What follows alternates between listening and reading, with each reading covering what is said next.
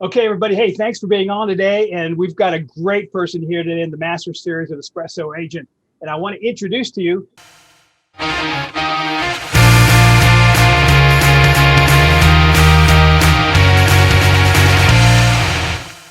He's a coach. He's an agent. He's got some great ideas that I want to share with David.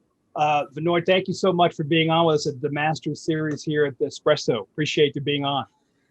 Absolutely, Bill. Glad to be here. Hope I can add some value. Yeah. And we had a little bit of discussion prior to getting on here, but tell them a little bit about your background and where you're at and where your market is, and a little bit about your business now.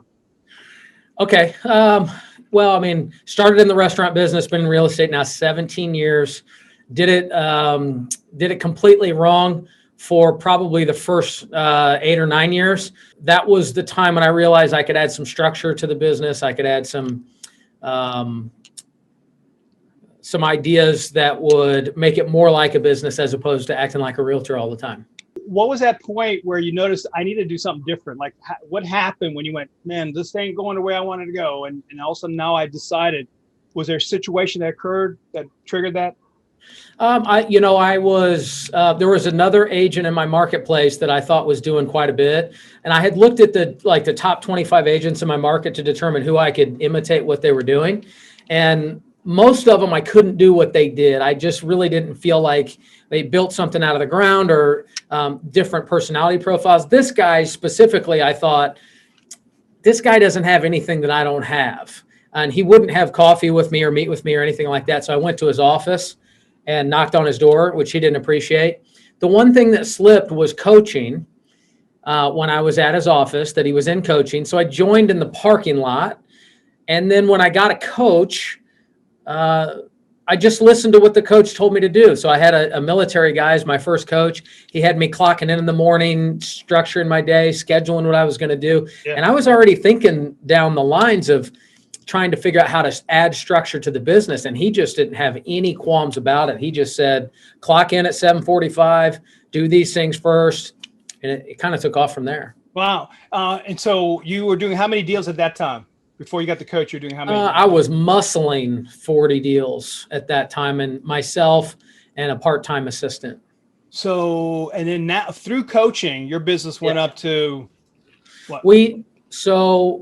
We did, as a small team, we did 94 deals once I adopted everything from coaching, which was that year. So probably 2010, we went to 94 deals.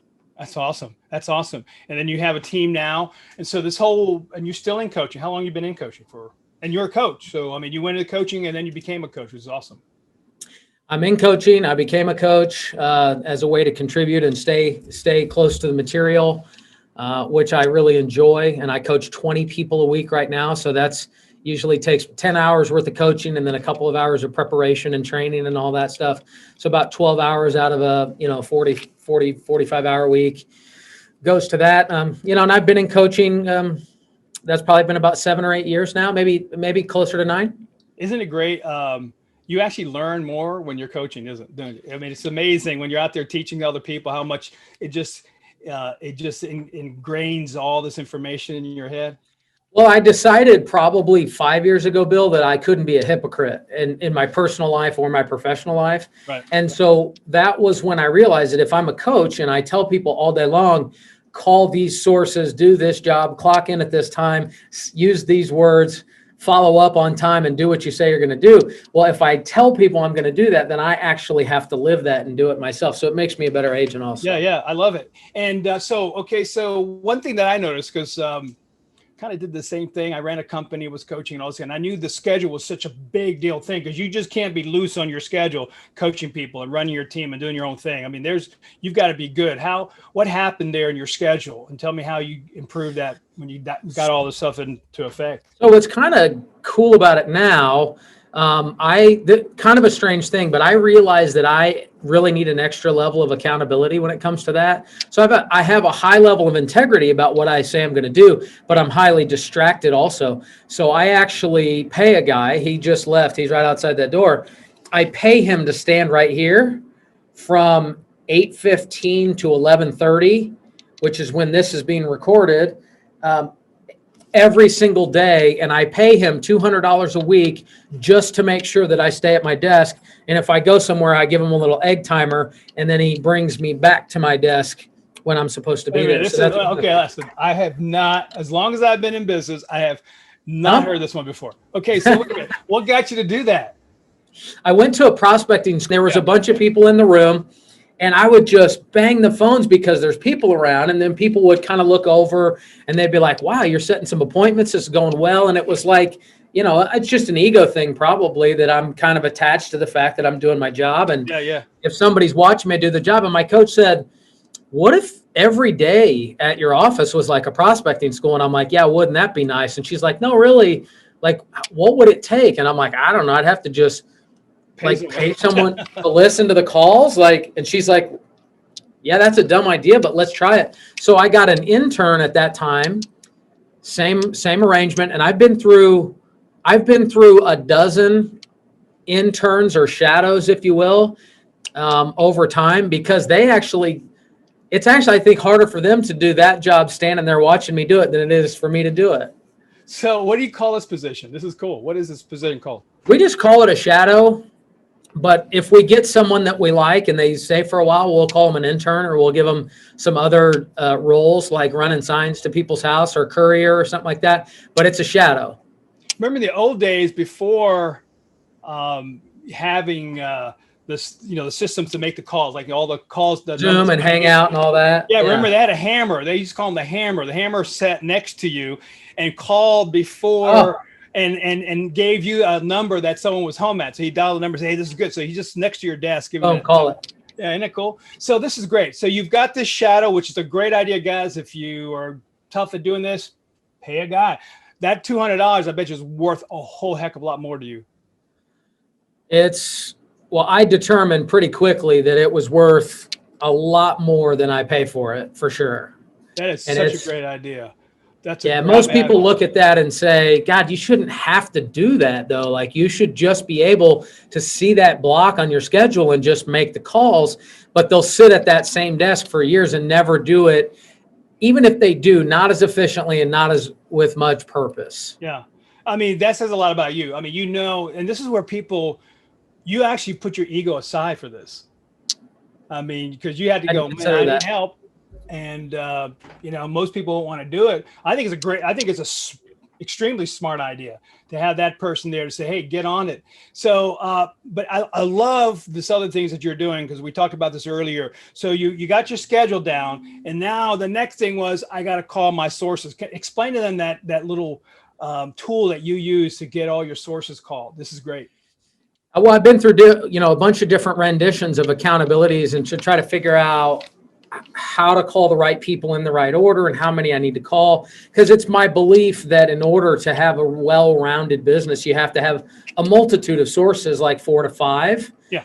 And so I know a lot of agents will get stuck. Either they just hit expireds and maybe for sale by owners, or typically I don't see people just calling their past clients, but I suppose that could be a group of people as well. So what I determined was, I was listening to the book Atomic Habits, which I think is an excellent read for anybody. He was telling a story about a guy that was dropping paper clips from one jar to the other just as a way to keep track of sales calls.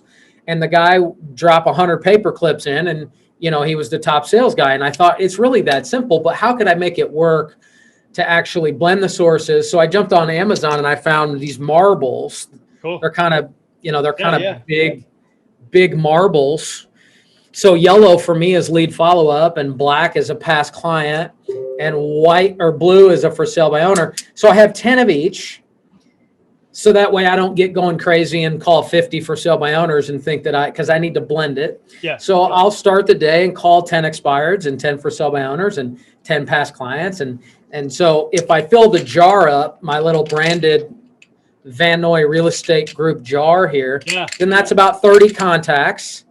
And so when I fill that up, that's where I'm at for the day. When I fill that up, I'm at 30 contacts, and that's what it takes to keep this business moving forward currently. Well, okay. So listen, for those of you that are listening right now, you should write this down. You should get the friggin' marbles, because a lot of you are having this problem. And he's figured out a way of helping himself, which could also help you. So, I mean, that little bit of investment of these marbles, which is great. We used to talk about the penny that you put in, when you wanted to close 5 times and you remove the penny to one side or the other, the same kind of concept, but this is the colors, and you've broken them down. So you've got 5 or 6 sources in there, right?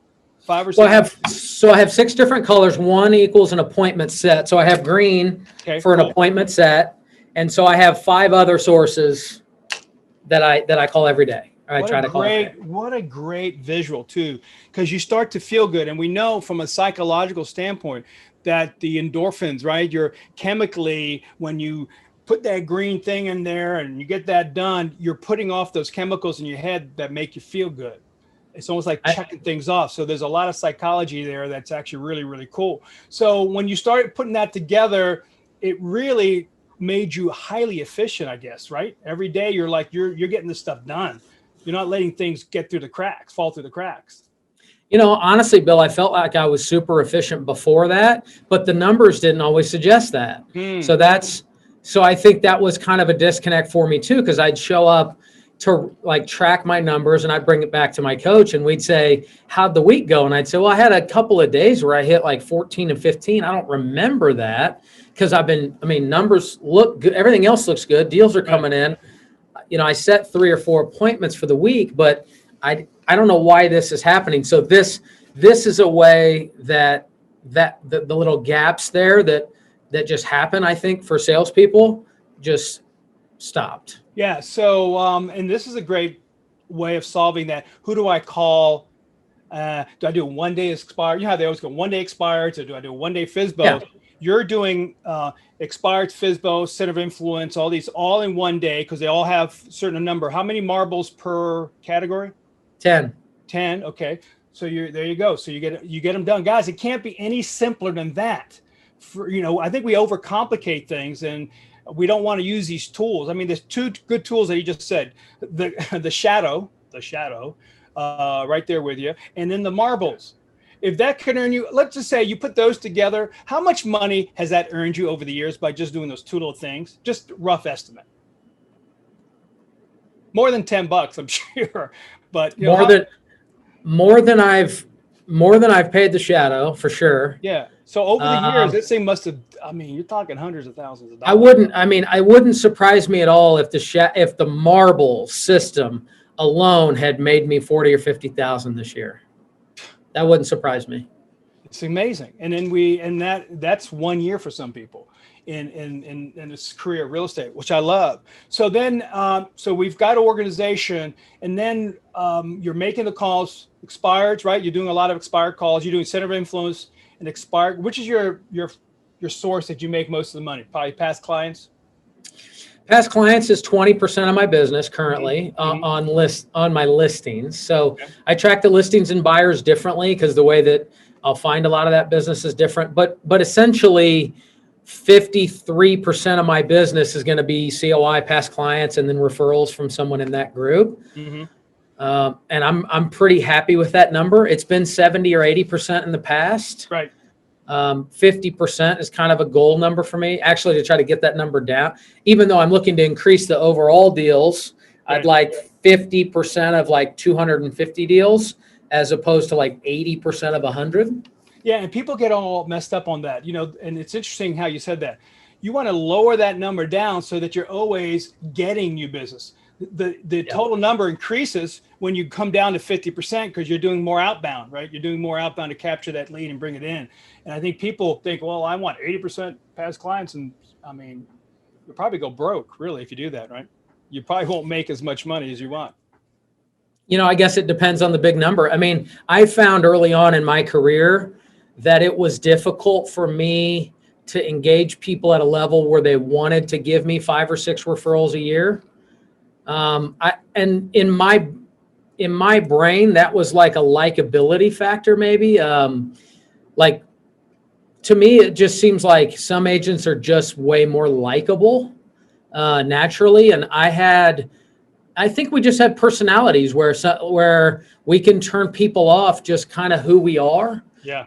And some people have to work a little harder and more purposefully. Have you seen that? Is that true? Yeah, well, if we've always kind of worked with discs. So, if you're so much into your personality style, you're really only satisfying two. The other two you're having difficulty with. If you're analytical, some of my analyticals that I talk to a lot are just, they just don't smile. And so they're great with drivers, but they scare the heck out of amiable. So, I think it makes a lot of sense. So what's really neat, and I want your opinion on this, because I think people wait too long to hire other people to help them. And you notice something real quick, but when was your first time you hired like someone to help you with your paperwork and all that? How soon did you do that? That was one of the things that I was very quick to do. Kind of happened differently for me because the right person presented themselves when I started this company, which is going to be right about 10 years ago now, before I was in coaching. I knew that Janae, who's been with me for 10 years now, which I know is a long time for an assistant to be with someone generally. She was just the best part of the transaction for a lot of people. She's very likable. I consider her the vertebrae of the team because she's a binder. She's a relationship person. And she was always the softer side of the business for me. So when I had amiable clients, or I had clients that we'll call them high touch clients, if you will, they typically wouldn't ever find enough of that with me. And so Janae has always been a good part of that business. So I give her a lot of credit for, number one, being able to put up with me and some of my personality tendencies over the years, but also putting up with all of the high touch clients that need some extra. So I hired her 10 years ago, before most people would typically hire. And I've always been early to invest in the business, knowing that I was going to grow it and that there was no other options for me. And if it made sense to do it, then I would find a way to make it work. So you think, what would you recommend? I mean, if I'm an agent, new in the business, is at any point in time you think, well, I think right around here you should be thinking about doing that? Do you have any idea? It's kind of like an emotional intelligence deal. I notice with people, it's typically the people that have a really good business doing 35, 40 deals, and they don't usually think they need help. Right. Those are like the ones that probably I would have to get in their way and say, listen, you're ready to go to 75 deals, but you can't continue this level of service. And you're really not giving people the kind of service that you really think you are, because you can't do both. So that's one personality profile that I've seen quite a bit. But then there's the people that like you were talking about, it's maybe a super social type of person, which honestly, that's what I was initially. And I think that it's just kind of changed over time, or I've adapted in a lot of ways, and I don't have a lot of the social tendencies now, but I just wasn't doing the paperwork. And I think if you have someone listening that they just know that that's not, so if you look at it like you have a company and we're offering the service, and you know that you're missing things on the paperwork, and you know that people are calling you going, hey, you said you'd get that and you didn't, then if you intend to be in the business for a long period of time and there's no other options for you, like there wasn't for me, then I think you find a way to do it, even if it's part-time or virtual assistants immediately. Yeah, I love that. And, a lot of times the high drivers, well, I could do it better and I'll just take it over. In the meantime, by taking it over, you're actually losing the opportunity of finding more deals. So I think it's great that you did that early. And I recommend as quickly as you can, because what you're paying, whether you're virtual or you hire someone full-time, I think that money is well spent. How big is your staff right now? I'm sorry, David, go ahead. No, that's all right. I have 2 assistants right now, and I have 2 virtual assistants. What I would share on that, I think, is probably something that really was a game changer for me, especially was I had the assistant, but then once I fully started delegating things was once I got into coaching. What we did was we determined who always does certain things. So, the way that I would look at it is like this. Most agents hire an assistant and they say, okay, it's my business, I'm growing the business, and you're going to help me with it. And I believe that a better position or a better way to look at it is, this part of the business is my business, and the servicing part of the transaction is your business. So there is nothing from her list of action items on a daily basis that could ever be on my list or vice versa. Beautiful. Yeah. And you've given them ownership too. I mean, it's their thing. And do you ever get, I don't know if this happened to you, but I know when I gave up my stuff, I got less compliments or more compliments going to her than it was for me, and that's when I went, at first I went, huh. Then I went, wait a minute, no, this is actually pretty good. They're actually giving her more compliments, and the cooperating agents actually liked working with me because she was doing a lot of their work. So I think you're right on, man. You're right on. I think of like a star quarterback, if they interview Tom Brady or Patrick Mahomes as my guy, they interview him, he's going to say, you know what, the team played well. My receivers really stepped up today. He's never going to say, did you take a look at that long bomb I threw on third down? And that's, I think, how we think as real estate agents sometimes, is we're supposed to talk about everything we're doing. But in reality, we talk about how good the team is and we edify everybody else in the process. It actually makes us look a lot stronger. So, you're just bringing something up. What do you think holds people back from true growth that they could have? When you look at these people that you're coaching and knowing your experiences, and you almost see people hold themselves back. What do you see the most common thing that holds these people from success that they could probably have much more than they have now? Well, one of the things that I think about often is when I was trying to figure out how to do more deals, which I still am, I'm always doing that. But I had a specific period of time where I was asking top producers, like some of my friends that are doing 300, 400, 700 deals. And I do have conversations on a regular basis with people that are doing 400 deals a year. And the question I asked was, is there anything besides believing that you could do it that you had to have before you could do that? And most frequently, the answer is no.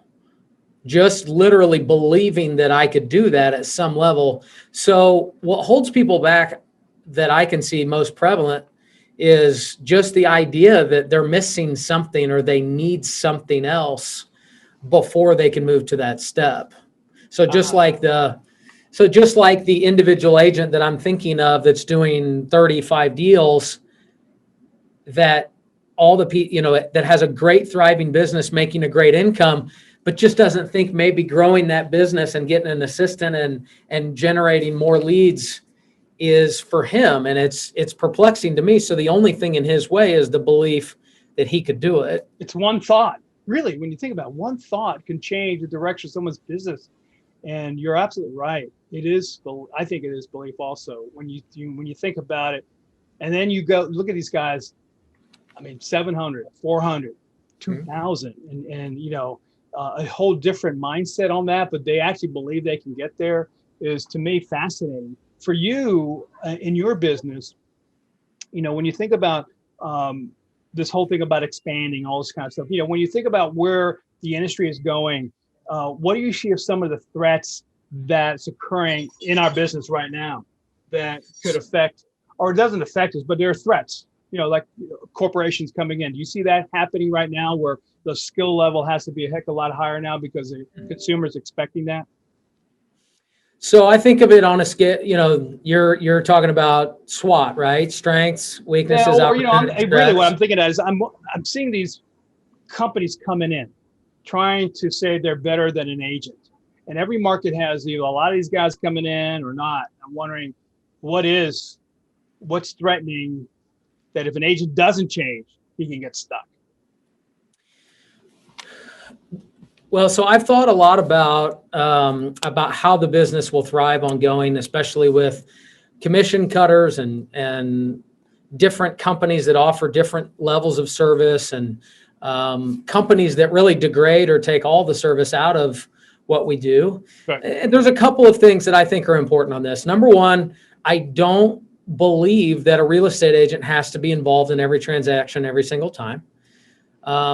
I think that as an industry, we get kind of a hollowed out egotism where we think if someone's not being paid a commission, then there's something stupid going on. I don't necessarily think that's true. I think most people need an agent. And I think that most people have access to agents that are typically not providing the level of service that their commission would suggest. Right. So I deal with a lot of expired listings, and I find that the agents that they interact with are not providing the level of service that would require a $12,000 or $15,000 commission. Yeah. So it doesn't surprise me that industries come in and say, here's a really highly dissatisfied group of consumers.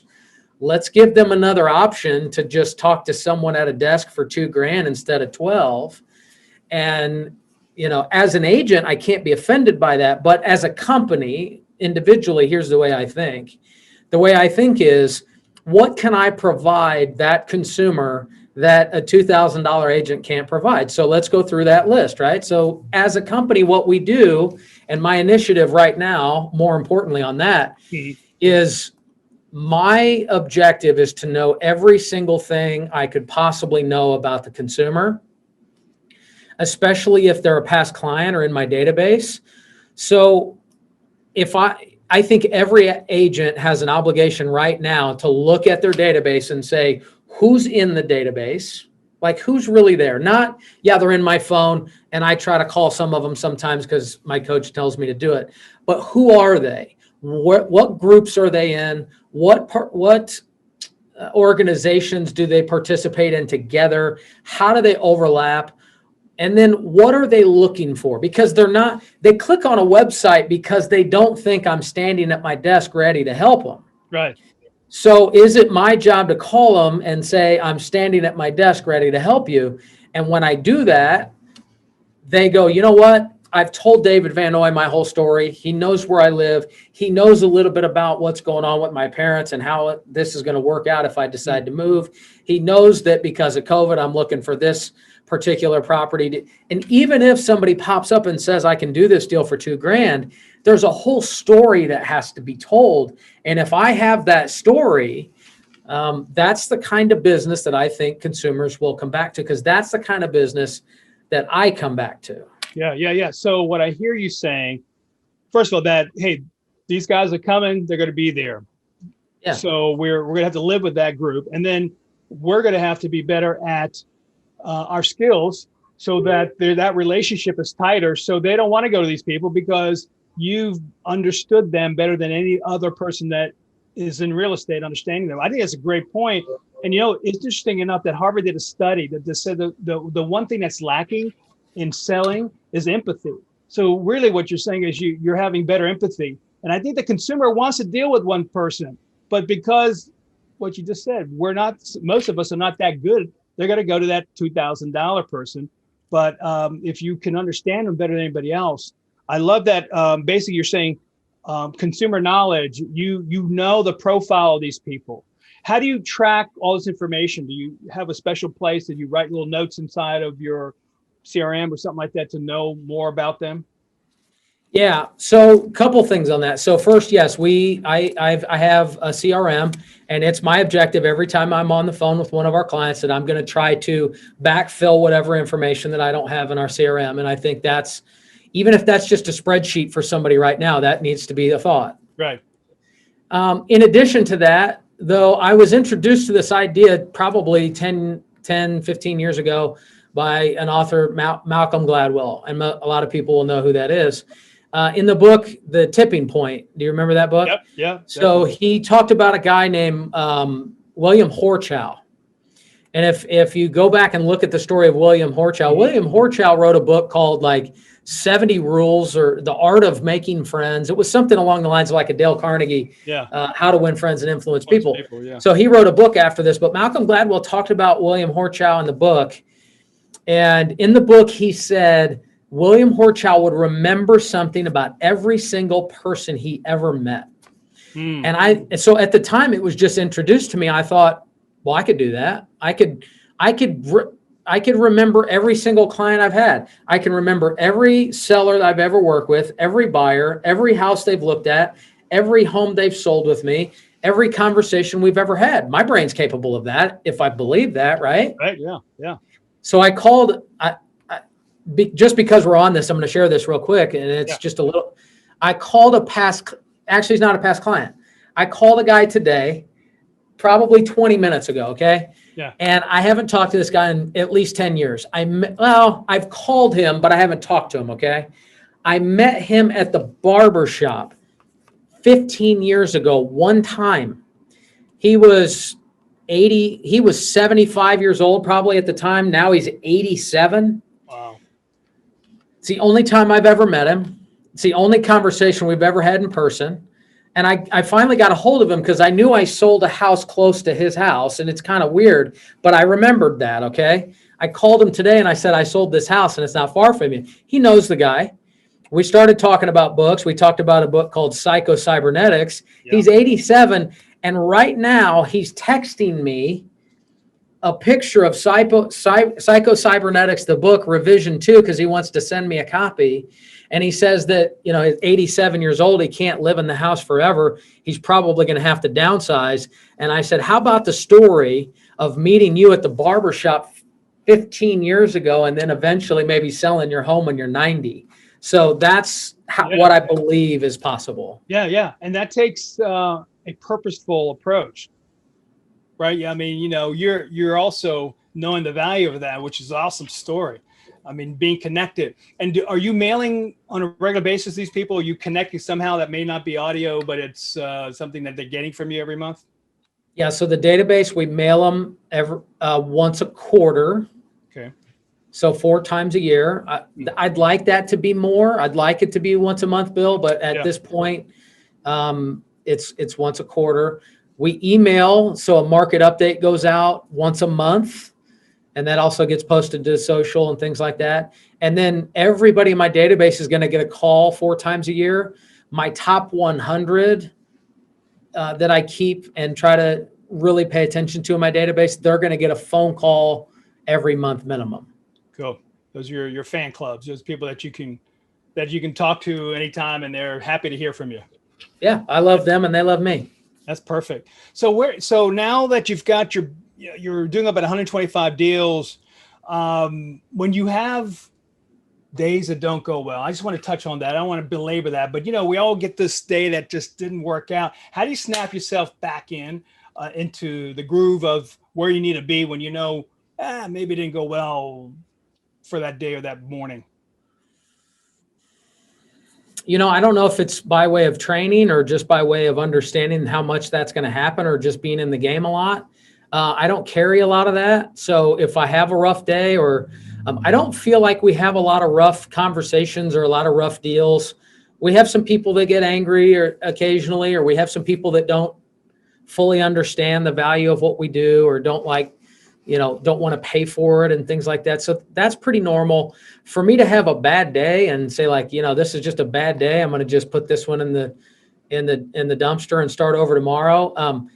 I mean, quite literally, I always just think to myself, like, that's what tomorrow's for. I don't carry that stuff very much anymore at all. I suppose we used to lose a half a day or a full day if we got fired or if somebody didn't like something that we did, it might affect the process. But I'm really committed at this point that there's a lot of people that need my help, and I don't let very much of that get in the way. How do you handle difficult situations with cooperating brokers? I hear, man, because some people are out of control and they lash out. I mean, and it sounds like you pretty much contain yourself. I mean, when you have someone on the other side of a transaction that you, or maybe it's not working out exactly the way, how do you keep yourself in the right mindset for that? Well, I've made a lot of mistakes on that over the years, Bill, and I've mishandled all of that stuff. Right. So what I really believe is the way to solve that is when I look at it from a better place, like as a professional, and look at the company,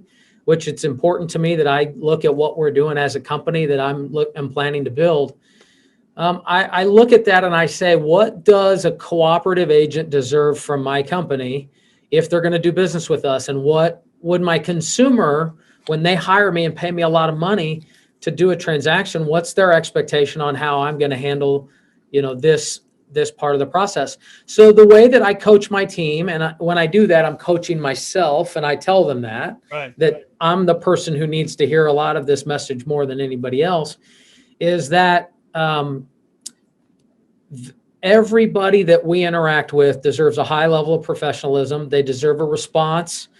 Even if they don't come to the table with that type of an attitude, we're going to do our best to try to give that. So I have policies as a company that include, we don't talk bad about our customers. We don't talk bad about our colleagues. We don't talk bad about other agents. We don't talk bad about lenders.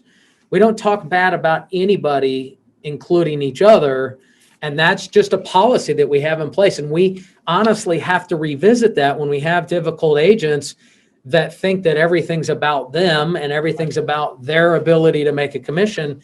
And so I have to go back occasionally and revisit that and say, okay, we have somebody that's difficult. They don't really understand the process, or they're not, as respectful at this point, but let's give them everything they need in order to put this deal together for the consumer. And if they continue to go off the rails, we'll let them do it. Yeah, I love that. And I like the fact that you set the tone for the team. And I'm right there with you in the early days.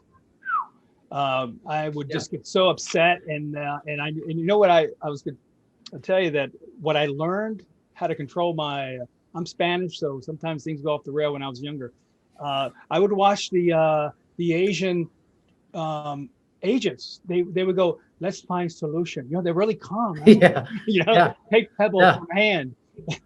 And I was going, gosh, I just want to rage. This guy's an idiot. And they go, no, we'll fix it. And I go, okay, man, I got to change. So they were right, because if we're calm in the storm, this thing moves in we're trying to earn a commission here. I've seen people just blow up and think, well, that's the way of fixing it. But I love that attitude. How do you handle the expireds now? You've got the expireds coming in, and things are happening weird in the marketplace. Prices are going up, and the appraisers are not catching up to the price. Then you've got these pricing issues. How are you handling the pricing of the properties now? Because we're in this kind of, I think, this little flux time where property values are going up. I mean, how do you set the prices so that you don't have to go back and back again and get these reductions or whatever's going on with the deal? Well, the key to any good company is that you have a saleable product at a price that people are interested.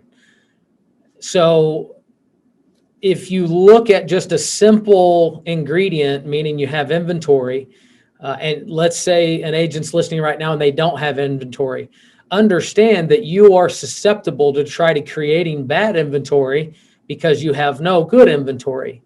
And that's something that we see as a problem. So I know that it's my job to level the expectations of everyone in the process, from the lenders to the appraisers to the consumers to the buyers and the sellers. And so we're always trying to bridge that gap just as a broker, right? Like we put something on the market and maybe the market's here, and we're always trying to get the market up and bring the consumer down to meet each other. And that's basically a big function of what we're doing. But we over personalize it when we get really attached to the price, as opposed to understanding that it's a market. And so personally, I just see the need to fill the shelves of the store. Right. And I'm not willing to put a lot of overpriced product on the shelves, because that's typically unmotivated people that cause problems down the road. Right. So it's my job to find motivated people that do want to take advantage of the conditions of the marketplace, but they're not looking to do something unrealistic. They typically have somewhere they'd like to be rather than the home we're trying to sell. Right. And when those things happen, the business just works a lot smoother. So I'm an agent. I'm a new agent, and I need to get listings quick. I mean, I want to start off 2021 with a bang, but I need 5 listings quick. What would you tell them? What's the fastest way that they can go in and get listings quick to get their income moving in the right direction? Any recommendations? There's a lot of different personality types that could come in with that, but my belief is the person who's going to be most likely to trust you with a deal at a high enough level to where you can secure a listing is from your database. Okay. Second, what would be second for you? Well, expireds and for sale by owners are raising their hand saying, I'd like to sell my home, and they will typically list their home with someone who's in front of them. And I see that there's a lot of situations where someone's about to get hired with a fairly low level of skill and low level of track record before I come in with a higher level. So what I mean by that is there's a lot of opportunity still in expireds, I think, and absolutely in for sale by owners. If you're a new agent, the for sale by owners highest level of rejection and the longest and most amount of patience needs to be used for that source. So I think it's definitely a place to get business, but I think that you need to look at where your skill set is.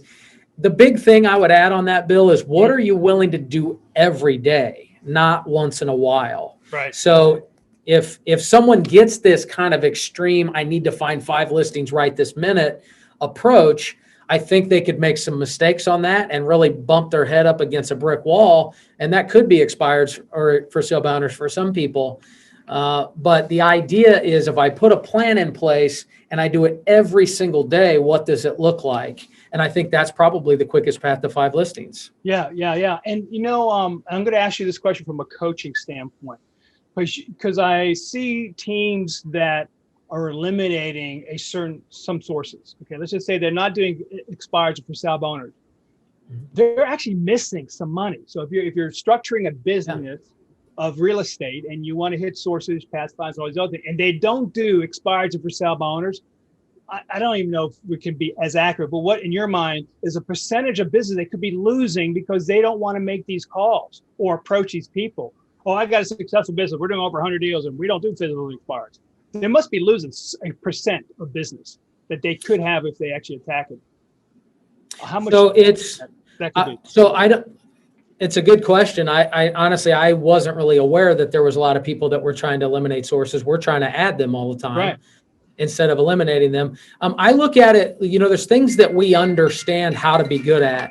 We understand how to be good at, like going to the gym and losing weight, or we understand how like a football team should operate or something. Then I don't understand those things at a high level, but we all understand them enough. So if someone were to say, I go to the gym, but I'm just never doing any exercises with my legs because then typically you'll see they're out around. And just like a football team that never throws the ball or never runs it, then you lose the ability to have when the market shifts or there's different opportunities. So to me, it's not about where is the most potential highest level of opportunity in a source right now. Again, for me, it's how do I blend those and call them every day forever, so that the business is constantly attracting all sources. Right. So you're picking it up from, instead of doing a post pattern all the time and you're going to have to run the ball sometimes, you're going to have to be in every source. And I do that. And it's interesting that there's some teams and groups that just, they don't want to touch that because the resistance that they get, and I think you made a great point. Hey, you're not going to hit them every day, but if you're in multiple sources and you're doing it, I think what you just said, every day, hitting it, you're going to get those leads coming in. You're going to be able to convert. But I think it's a good point. Yeah, I think that it's a lot like a lot of the coaching organizations that I see, that when they get enough resistance from a large enough group of people, then they say, well, fine, let's just forget about that and focus on the things that you like. And that's one of the things that I think will cause a lack of versatility over time. My objective is to do the hard things every single day, not the things that I like necessarily, to look at them from a business perspective and say, if I did this every single day for a year, what would the result be? Most people listening to this call, if they took their business and looked at it from that perspective, they probably know the answer. Yeah. I like what you said. The hard stuff, do it first. I mean, you could start this year off coming up. I mean, if you could just fight that battle and start doing it only. Don't even do it first. Do it only. Yes, that's right. I will do my legs. Even though I hate it, I'll do my legs. Hey, David, man, this has been great. I really, we've never met before this, and I know we've kind of heard about each other, and I really appreciate it. This has been really, really good. And this is a great message for the end of the year for you all that are watching. And how can, David, if they have questions, they want to ask you some questions, what's the best way of getting a hold of you? I'm on Facebook, David Van Noy Jr., or I'd be happy to, I'm in Kansas City, which is Kansas and Missouri. I'm on the state line. If people have referrals, they can call me at 913-259-4663. That's 259-HOME.